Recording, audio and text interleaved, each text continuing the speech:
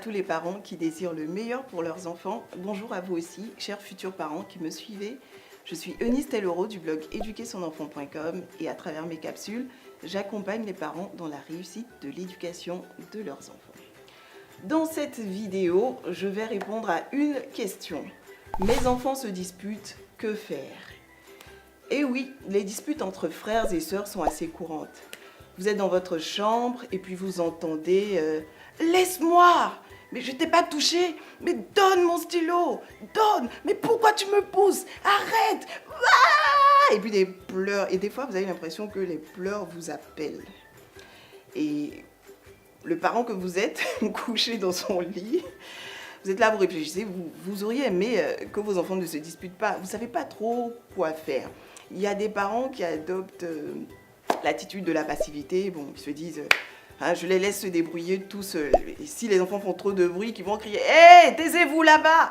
Et puis il y en a d'autres qui vont être un peu plus intrusifs, qui vont sortir de la chambre et qui vont dire allez, arrêtez, qu'est-ce qui se passe, qu'est-ce qui se passe? Et puis le premier va se mettre à raconter j'étais là, il est venu, il m'a arraché mon stylo. Le deuxième dit mais j'ai pas arraché, mais c'est pas vrai, mais si. Et vous étiez venu être juge. Et là, vous êtes complètement perdu dans vos textes de loi parce que c'est parole contre parole. Vous ne savez pas qui a raison, qui a tort. Si jamais il y a un troisième qui était là, qui était témoin de la scène, il pourra peut-être vous dire qui dit la vérité et qui ne dit pas la vérité. Mais des fois, vous vous retrouvez là, vous êtes perplexe et puis vous ne savez pas trop quoi faire. Et des fois, vos enfants aussi vous utilisent parce qu'ils veulent se venger les uns des autres. Donc, ils attendent, ils vous racontent plein de choses pour que vous puissiez gronder là. Et puis, quand vous vous mettez à gronder là, vous voyez l'autre qui rigole. Bien fait. Vous voyez, donc vous avez l'impression d'être un peu utilisé, vous ne savez pas trop quoi faire. Et dans cette capsule, je vais vous donner quelques astuces pour bien gérer ces scènes assez courantes qui font partie de la vie de frères et sœurs. Ce qu'il faut savoir, c'est que les disputes entre frères et sœurs ne sont pas du tout une catastrophe. Bien au contraire, c'est bon signe. Vaut mieux des frères et sœurs qui se disputent que des frères et sœurs qui n'ont aucun lien, aucune interaction en commun. Il y a certaines personnes qui disent que la différence est pire que de la haine. Parce que si vos enfants ne se disputent pas, c'est qu'ils n'ont pas de relation entre eux. Ils vont jouer ensemble, ils vont forcément se disputer. Et dans la vie, vos enfants vont devoir apprendre à s'affirmer, négocier, se battre, se réconcilier, demander pardon. Vous voyez? Et les disputes entre frères et sœurs sont un excellent terrain d'apprentissage en la matière. Vos enfants vont devoir aussi cultiver certaines valeurs comme le respect, comme le pardon, comme l'écoute, l'empathie. Et quand il y a des conflits, il y a une occasion en or là de cultiver et de développer ces valeurs-là. Donc, il faudrait que votre regard change désormais. Chaque fois que vous allez voir vos enfants se disputer, il faut voir ces disputes comme des opportunités pour développer ces qualités et inculquer ces valeurs à vos enfants. Ma théorie est la suivante. En tant que parent, mon rôle n'est pas d'être le juge qui vient chercher à savoir qui a raison ou qui a tort, d'accord, mais plutôt de me focaliser sur le développement de ces valeurs et de ces capacités-là. Et puis, deuxièmement, il faut travailler à responsabiliser les enfants pour qu'ils règlent un maximum de conflits tout seuls, sans que vous n'ayez à intervenir. Vous ne serez pas toujours là pour intervenir quand ils auront des conflits. Un jour, vous ne serez pas là. Même plus grand, il se pourrait qu'ils aient des conflits. Et il faut qu'ils apprennent à les régler tout seuls. Comment? De manière pratique. Alors, si quand mes enfants se disputent une chaîne de télé, par exemple, je veux regarder telle chaîne. Ah mais non, moi je veux regarder telle autre chaîne. Qu'est-ce que je fais? Je dis, écoutez les enfants, si vous n'arrivez pas à vous entendre, je confisque la télécommande et j'éteins la télé. Papa et moi, on a décidé que notre maison serait un havre de joie, de paix. Et si la télévision doit emmener quelques bagarres dans notre maison, eh bien, je préfère confisquer la télécommande et éteindre la télé.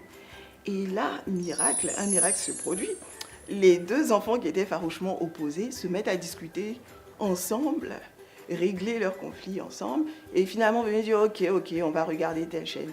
Et quand je demande à chacun, tu veux regarder quelle chaîne? C'est la même chaîne qui est dite. Vous voyez? Donc, il faut les laisser régler certains de leurs conflits tout seuls parce qu'ils n'ont pas toujours besoin de vous. Quand Un enfant vient par exemple me dire Maman, mon frère ne veut pas partager son jouet avec moi ou son pain ou son sandwich avec moi. Je réponds Qui m'a établi juge entre ton frère et toi? Cette histoire ne me concerne pas, c'est une affaire de frères réglée entre vous. Et des fois je les observe, je les vois négocier. Finalement il y en a un qui partage avec l'autre. Des fois ils ne partagent pas, mais bon, peu importe. Il faut qu'ils apprennent à se gérer tout seuls. Parfois, par contre, il faut intervenir. Quand les émotions sont très vives ou quand ils en arrivent aux mains, voilà, les émotions deviennent très vives ou quand ils en arrivent aux mains, là, il faut intervenir. Et qu'est-ce que je fais de manière pratique? J'écoute chacun d'entre eux et puis j'essaie de cultiver un peu d'empathie de part et d'autre. La dernière fois, je disais à ma fille, comment est-ce que tu te sens quand tu vas pas très bien? Que tu te mets à éternuer et que sans faire exprès, tu éternues sur quelqu'un qui te pousse et qui dit arrête de cracher sur moi. Elle dit je sais pas. Mais en fait, elle sait. Ça l'emmène à se mettre dans la peau de son frère. Et je lui dis à son frère, comment tu te sens quand tu es là, tranquille, et quelqu'un éternue sur toi, que tu lui dis arrête d'éternuer sur moi, et qui dit mais j'aime même pas éternuer sur toi. Et lui aussi, ça lui permet de voir la situation sous un autre angle. Et des fois, il s'agit comme ça d'incompréhension entre les enfants. Il faut les emmener à développer de l'empathie, à se demander pardon, à s'écouter et puis à se réconcilier. Quand il est tard le soir, que je sens qu'un de mes enfants est en colère, je lui dis, écoute, le soleil ne doit pas se coucher sur ta colère, tu vois. Et dormir avec la colère, ça donne des fois des cauchemars. Et puis, quand on dort avec la colère, on peut se réveiller de mauvaise humeur. Donc, il faut que vous puissiez faire la paix avant d'aller dormir. Et j'aime bien utiliser l'humour aussi pour régler ces conflits entre frères et sœurs. Je dis à mes enfants, allez, faites-vous un câlin, faites-vous un câlin. En général, c'est le plus grand qui est toujours réfractaire et se raidit comme ça. Et puis le plus petit vient lui faire le câlin. Je dis, fais bien, sinon je te chatouille, sinon je te chatouille. Et là, ça finit en rigolant. Et j'ai même composé un chant aussi pour ramener la bonne humeur à la maison. Quand les enfants se disputent, qu'ils s'excusent les uns auprès des autres, j'ai créé ce chant que je vais vous partager, qui s'appelle « C'est tellement beau, la réconciliation ». Voilà, alors j'ai besoin d'un peu d'aide. Est-ce que vous pouvez battre des mains? Tac, tac, tac, tac.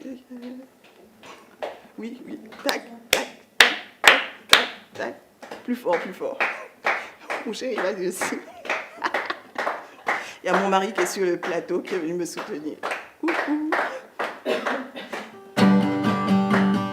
C'est tellement beau, la réconciliation. En fait, ce que j'ai oublié de préciser, c'est que je leur demande de se tenir la main et puis de sauter. Ils sont obligés de sauter. Je dis, celui qui saute pas va au coin. D'accord? Ok, on y va, on reprend. C'est tellement beau, la réconciliation.